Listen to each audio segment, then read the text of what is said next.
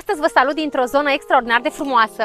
Vreau să vă arăt ce înseamnă să îmbini condițiile deosebite de învățare cu condiții deosebite de relaxare. Și în sensul acesta am ales această locație extraordinară care se numește Conacul Rădăcinilor. O găsiți în Petroșani-Jies, județul Hunedoara, și cred că vă veți îndrăgosti. Suntem pe o terasă, ne aflăm pe o terasă foarte frumoasă. Această locație are o capacitate foarte mare. Ce înseamnă asta? Înseamnă că senzația de libertate pe care o puteți avea aici, împreună cu echipa de vânzări, va fi mai extraordinară. Uneori poate părea ireal când, să spunem, lucrezi într-un oraș foarte aglomerat, nu mai știi cum să faci să ajungi de la un client la altul mai repede și cineva te ia într-un weekend și te duce într-o asemenea locație unde pare că ești într-o poveste. Pur și simplu te încarci de energie, pur și simplu te încarci de entuziasm și de pozitivitate. Haideți să vă mai arăt ce mai avem aici. Acesta este un mini-bar, ceva foarte intim, foarte frumos. Îmi place tare, tare mult aici și unul dintre motivele pentru care îmi place este faptul că oferă acea intimitate de care ai nevoie atunci când ești cu echipa de vânzări și îți dorești să le oferi un timp în care să se simtă bine, să le adaugi valoare, să simtă că s-au îmbogățit la nivel de trăiri, la nivel de experiență alături de tine. Haideți să vă duc în continuarea călătoriei, urmează o parte foarte frumoasă, drumeție. Vă spuneam că și numele acestei locații este unul deosebit, Rădăcini. De ce Rădăcini? Am întrebat antreprenorul care a gândit toată această poveste, de ce Rădăcini? Și mi-a răspuns tare, tare frumos. Ar trebui, ne-ar ajuta, ne-ar face bine tuturor să ne întoarcem la lucrurile simple, la rădăcinile noastre. Ei, o oportunitate fantastică în zona asta este să te reconectezi cu sinele, să te reconectezi cu natura, pentru că nu-i așa, acea oboseală de peste săptămână, aglomerația urbană, mai ales dacă lucrezi într-un oraș foarte aglomerat, un oraș care nu doarme niciodată, poate simți nevoia de astfel de momente în care să te reconectezi cu lucrurile simple. Drumeția este, da, o ocazie foarte frumoasă după masă, să te odihnești, o ocazie foarte bună să te mai relaxezi puțin, ca apoi să te duci revigorat, reîmprospătat din nou în sala de training pentru o continuare a ceea ce ați început de dimineață. Voi vrea să explorez locuri numai bune pentru echipele de vânzări, locuri pentru team building-uri, locuri pentru training-uri, dar din ceea ce văd acum este ceva ce eu aș alege pentru mine, pentru echipa mea și ceva ce aș recomanda. Foarte frumos! Continuăm vizita noastră la Conacul Rădăcinilor. De data aceasta avem o încăpere foarte bună pentru divertisment, pentru seri petrecute alături de familie, alături de colegii din echipa de vânzări. Hai să vedem despre ce-i vorba. Mie mi-a plăcut foarte mult, am văzut această sală și seara, e o atmosferă extraordinară aici. Avem două mese de biliard, avem și acolo o masă de ping-pong. Este o oportunitate foarte bună după o zi încărcată să te relaxezi, să creezi niște momente amuzante, niște momente hazli, memorabile. Mergem pe o altă terasă, tot la fel de frumoasă, a locației. Urmează să vă arăt terasa principală a restaurantului. Avem și aici o capacitate destul de mare, undeva la 50-60 de locuri are capacitatea terasei. Cred că și aici se pot organiza niște seri tare, tare frumoase cu echipa. Dacă vorbim de întâlniri la nivel de țară, unde poate echipa vine din toate zonele țării, terasa poate fi o oportunitate foarte, foarte frumoasă. Dar hai să vedem ce e și în restaurant. Intrăm într-o poveste în care vedem din nou o îmbinare naturală între lemn, niște nuanțe foarte frumoase, îmi plac tare mult nuanțele, și între verdele naturii. Capacitatea totală a restaurantului este de 150-170 de persoane. Mesele sunt de o calitate extraordinară, s-au folosit materiale de o altă calitate și asta am apreciat foarte, foarte mult.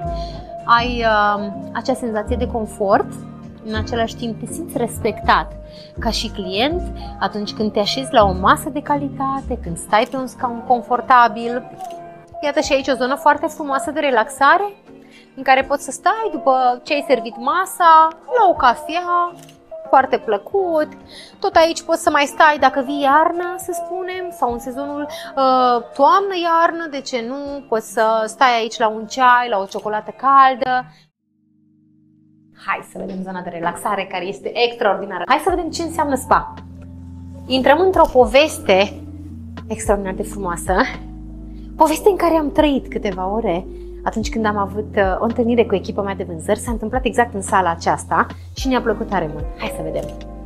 Din nou relaxare, din nou bun gust, din nou respect față de client, din nou dorința de a oferi oamenilor momente și experiențe pe care să le țină minte. E o zonă în care poți veni cu echipa ta de vânzări și poți avea câteva momente în care poți face saună. Avem aici și jacuzzi. Hai să te arăt. Foarte, foarte frumos. Doar putem privi. Venim altă dată să ne bucurăm. Foarte frumos. Aici poți sta seara, la o poveste. Tot aici poți să faci o mică petrecere. Dacă vrei ceva, un cadru mai restrâns. 2 toalete, una acolo, una dincolo. Hai să vă arăt și toaletele. Sunt importante și acelea, de ce nu? Hai să vedem. Calitate, bun gust, respect față de client. Asta înțeleg eu când vin la Conacul Rădăcinilor. Iată, avem niște scaune de masaj unde poți să te așezi în pauza de masă, să-ți faci liniștit un masaj, ca să te simți bine, să te relaxezi și cu siguranță la plecare vei gândi: Doamne, ce experiență! Cei de la Conacul Rădăcinilor s-au gândit și la familiile celor care vin la team building-uri, la training-uri și au pregătit o locație frumoasă în care copiii se pot relaxa cât părinții sunt la stadiul de pregătire. La Cheops Horses văd că avem ceea ce poate reprezenta o oportunitate pentru copilul tău, poate n-a fost niciodată până atunci la o lecție de călărie. Wow! Wow, cât e de frumos! Ce frumos! Aici chiar simți că intri într-o poveste. Ce să vă arăt mai întâi? Wow! Îmi place foarte mult ambientul acestei camere, îmi plac culorile. Asta poate fi o cameră de familie foarte bună. Și aici, taram! Haideți să vedem ce avem aici. Avem un jacuzzi.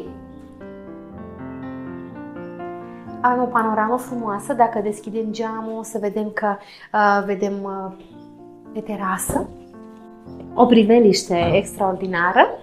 Când intri într-o asemenea cameră, vrei un pretext de a rămâne, pentru că e extraordinar de frumos, de îmbietor. Îmi place acel dulap foarte, foarte frumos. E clar că cine a amenajat această cameră a dorit să ofere acel efect. Wow, vreau să rămân aici, vreau să stau aici și cu siguranță a reușit. Foarte frumos. Vă spuneam că la Conacul Rădăcinilor simți că ai intrat într-o poveste din care nu mai vrei să pleci. Haideți să vă arăt o filă din această poveste care pe mine m-a cucerit, o cameră din povești, da? Începem cu o ușă care se deschide așa ca în povești și o să vedem aici. Iată, bine ați venit în poveste. Iată ce frumos. Extraordinar. Și priveliștea vă va face să vă îndrăgostiți. O filă de poveste deosebită care te face să vrei să mai rămâi. Asta e senzația. Vrei să mai rămâi. Vreau să mai stau. Foarte frumos. Avem o baie frumoasă. Foarte frumos. Din nou lemnul. Combinațiile acestea cu lemn foarte frumoase. Și haideți să vă arăt piesa de rezistență. O cameră care te lasă fără cuvinte. Haideți să vedem. Wow! Extraordinar! Cu ce să încep? Cu ce să încep? Că e atât de frumos încât nu știu cu ce să încep. Din nou, avem priveliște către pădure, da? Foarte frumos! Iată! Colorat, dar nu obositor. Avem elementele acelea de verde foarte frumoase. Din nou regăsim lemnul îmbinat cu verdele pădurii. Foarte, foarte frumos. Haideți să vedem un pat. Acolo avem încă un pat. Asta e o cameră bună pentru o familie. Sau, de ce nu, poate fi o cameră în care pot sta 4 membri din echipa ta, poate fi o cameră de fete, poate fi o cameră de băieți, poate fi ce-ți dorești tu. Aici poți să stai la relaxare. Îmi place tare mult zona asta, în care au fost aduse elemente din exterior în interior.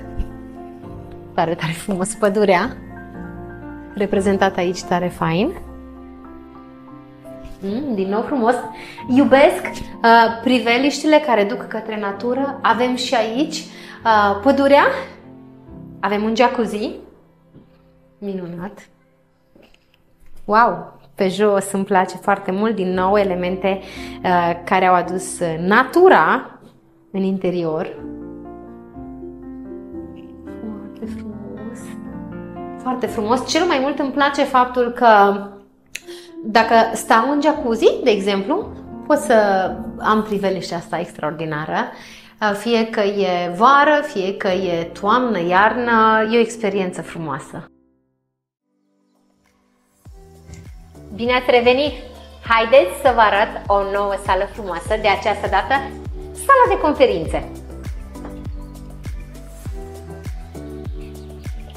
Din nou regăsim elemente calde îmbinate cu elemente din exterior, cu verde, îmi place foarte mult combinația asta și, iată, o sală primitoare, caldă, în care avem tot ce ne trebuie pentru a desfășura un training, o ședință, avem aici flipchart, aici putem rula prezentări.